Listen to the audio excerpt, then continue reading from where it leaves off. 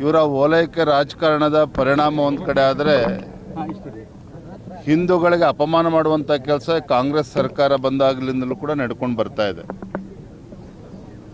ಅಧಿಕಾರದ ಮದ ನೆತ್ತಿಗೆ ಏರಿದಾಗ ಈ ರೀತಿ ಎಲ್ಲವೂ ಕೂಡ ಮಾಡಿಸ್ತದೆ. ಹಾಗಾಗಿ ಇವತ್ತು ನಾವು ಗುಲ್ಬರ್ಗದಲ್ಲಿ ಏನು ಆಳಂದದಲ್ಲಾಗಿರ್ತಕ್ಕಂಥ ಆ ಘಟನೆ, ಆ ಕೇಸ್ಗಳನ್ನು ಹಿಂಪಡೆದಿರುವಂಥದ್ದು, ಇವೆಲ್ಲವನ್ನು ಕೂಡ ನಾವು ಪ್ರತಿಭಟನೆ ಮಾಡಬೇಕು, ಈ ಸರ್ಕಾರಕ್ಕೆ ಬಿಸಿ ಮುಟ್ಟಿಸುವಂಥ ಕೆಲಸ ಮಾಡಬೇಕು. ಆ ನಿಟ್ಟಿನಲ್ಲಿ ಹೋರಾಟವನ್ನು ಹಮ್ಮಿಕೊಂಡಿದ್ದೇವೆ. Sir, D K Shivakumar CM ಆಗಿದ್ದ ಗ್ಯಾರಂಟಿ ಯೋಜನೆ ನಡೀತಾ ಅಂತೀರಿ ಸರ್?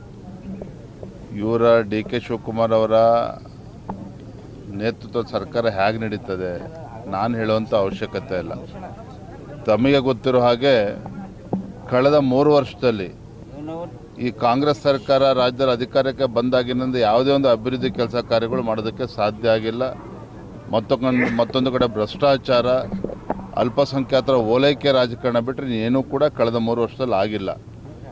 ಇವರ ಗ್ಯಾರಂಟಿಗಳಿಂದ ಇವರ ಕೈಯನ್ನು ಕಟ್ಟಾಕೊಂಡಿದ್ದಾರೆ.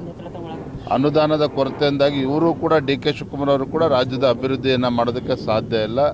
ಹಾಗಾಗಿ ಆಗಲೇ ಅವ್ರು ಇನ್ನೂ ಚಾರ್ಜ್ ತೊಗೊಳ್ಳಿ, ಮುಖ್ಯಮಂತ್ರಿ ಪ್ರಮಾಣ ವಚನ ತೆಗೆದುಕೊಳ್ಳಿ.